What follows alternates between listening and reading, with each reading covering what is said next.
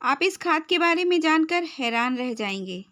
सारी खादों से बढ़कर ये खाद है। चाहे गाय का गोबर हो, चाहे भैंस का गोबर हो, चाहे घोड़े का गोबर हो, लेकिन ये गोबर सबसे बेहतरीन। क्यूट सी बटरफ्लाई देखते हुए अस्सलाम वालेकुम friends, welcome to my channel Shabnoor Ali. इस खाद को लेकर आपके सारे डाउट्स क्लियर हो जाएंगे। वीडियो पूरा देखिए, ज़रूर देखिए। सबसे पहले मैं बताती चलूँ कि ये मुझे मिलती कहाँ से है। ये मेरी पड़ोसन आंटी देती हैं, प्यारी सी आंटी हैं और सिस्टर भी है। वो मेरे घर में जो कुछ निकलता है ना, जैसे खाना और छिलके वगैरह, तो मैं उनकी बकरियों को या बकरी को खाने को डाल देती हूँ।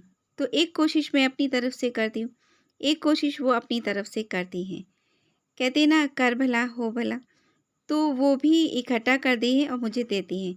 तो मैंने इसको धूप में फैला दिया है। ये काम बहुत ज़रूरी है क्योंकि बरसात चल रही है ना, हर चीज़ में कीड़े मकोड़े हो ही जाते हैं। तो इस खाद में भी होते हैं, कुछ बैक्टीरिया होते हैं, कुछ फंगाई होती है। और जब ये खाद बनकर तैयार होती है या हम पौधों में दे देते हैं तो केंचुए भी हो जाते हैं। तो ये तीनों चीज़ें बहुत फ़ायदेमंद है और मिट्टी को बहुत ही वेल ड्रेन, पोरस और हेल्दी बनाती हैं। ये खाद सॉइल कंडीशनर का काम करती है। एरेशन सॉइल में बहुत अच्छा होता है क्योंकि आप देख रहे हैं गोलियां जैसा, ये जो गोलियां जब मिट्टी के अंदर एज इट इज़ डाल दी जाती हैं तो जितने गड्ढे गड्ढे होते जाते हैं, पानी देते रहते हैं, मिट्टी के अंदर जाती रहती है, वैसे वैसे उसके अंदर एयर जाती रहती है। और जहाँ जहाँ पर जगह बनाती जाएगी एयर, वहाँ ऑक्सीजन तो होगी ही होगी। इसके अलावा पानी भी नीचे तक ड्रेनेज होल तक अच्छा हो जाएगा। तो ये ड्रेनेज होल के लिए काफ़ी अच्छी होती है। सारी गोबर वाली खाद से इसमें नाइट्रोजन ज़्यादा होता है। वैसे तो पूरा एनपीके है, नाइट्रोजन, पोटेशियम, फास्फोरस और इसके अलावा कैल्शियम, आयरन, मैग्नीशियम, ये सब भी पाया जाता है और माइक्रोन्यूट्रिएंट्स भी इसमें बहुत होते हैं। धूप में सुखाने के बाद इसको ऐसे भी गमलों में डाला जा सकता है, लेकिन जब हम इसको डीकम्पोज कर लेते हैं तब इसका जो नाइट्रोजन होता है उसका हाई लेवल हो जाता है। लेकिन इसके अलावा भी मैं इसको तैयार करती हूँ ताकि मुझे देने में आसानी रहे। मैं क्या करती हूँ, एक ईंट लेती हूँ। वैसे भी मैं इंस्ट्रूमेंट्स बहुत ज़्यादा नहीं खरीदती हूँ। आप देखते हैं गार्डनिंग तरीका मेरा यही है, फ्री का है। तो बस जो कुछ भी छत पर मौजूद होता है, नीचे भी कौन आए, 55 सीढ़ियाँ, 51 सीढ़ियाँ, कौन चढ़े उतरे, तो फिर यही काम। मैंने ईंट के ज़रिए इसको पीस दिया क्योंकि ये 2 दिन धूप में काफ़ी सूख चुकी थी। थोड़ी सूखी-सूखी रह गई तो फिर उसको मैंने पीस कर तैयार कर लिया। बाकी की अभी थोड़ा गीली है तो उलट-पुलट करके 1-2 दिन हम इसको और सुखा लेंगे, सारे कीड़े मर जाएँगे। तो इसको पीसने के बाद में इसमें एक चीज़ मिलाएँगे। देखिए पाउडर जैसा ये है ना, तो अब ये डिकम्पोज़ जल्दी हो जाता है मिट्टी में मिलने के बाद और मुझे देने में सहूलियत होती है। कोई छोटा गमला है, कोई बड़ा गमला है, जिसकी वजह से पूरा मैं एज़ इट इज़ नहीं दे पाती हूँ, तो पीस लेती हूँ। पीसने से ये पाउडर अपने पत्तों को साइड-साइड से किया और डाल दिया। पत्तों के ऊपर भी डाल देंगे, हिला देते हैं तो वो मिट्टी तक पहुँच जाता है। छोटे गमलों में इस तरह देने में बहुत आराम होता है। अब हम एक और जादुई चीज़ लेंगे, वो है कोयला। ये कोयला, ये भी समझिए गुणों की खान है और ख़ज़ाना है ये आपके गार्डन में। इसको फ़ालतू मत समझिए, आजकल सर्दियों में कोयला आपको मिल जाएगा।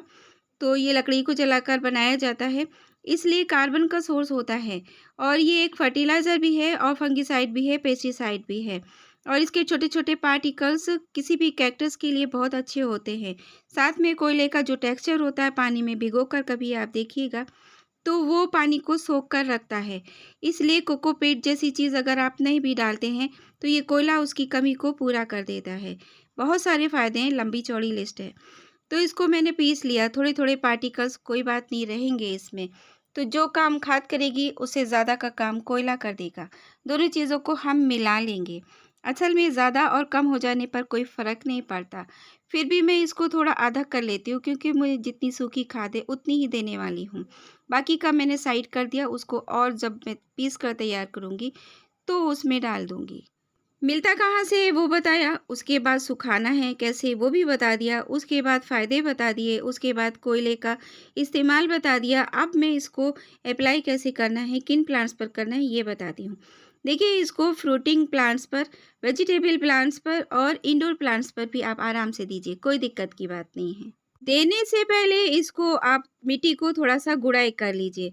एक तरीका ये भी है, मिट्टी को गुड़ाई कर लीजिए, गुड़ाई करने के बाद साइड-साइड से जो जगह हो जाएगी उसके नीचे दबा दीजिए, ऊपर से मिट्टी डाल दीजिए या फिर मिक्स कर दीजिए। जब-जब आप इसमें वाटरिंग करेंगे, ये धीरे-धीरे इसकी गोलियाँ घुलती चली जाएँगी जो बची हैं और जो पिसा हुआ है वो भी काफ़ी सॉफ्ट पोरस होती है और फिर अपने आप ही जैसे-जैसे आप गुड़ाई करेंगे ये मिक्स होती चली जाएगी।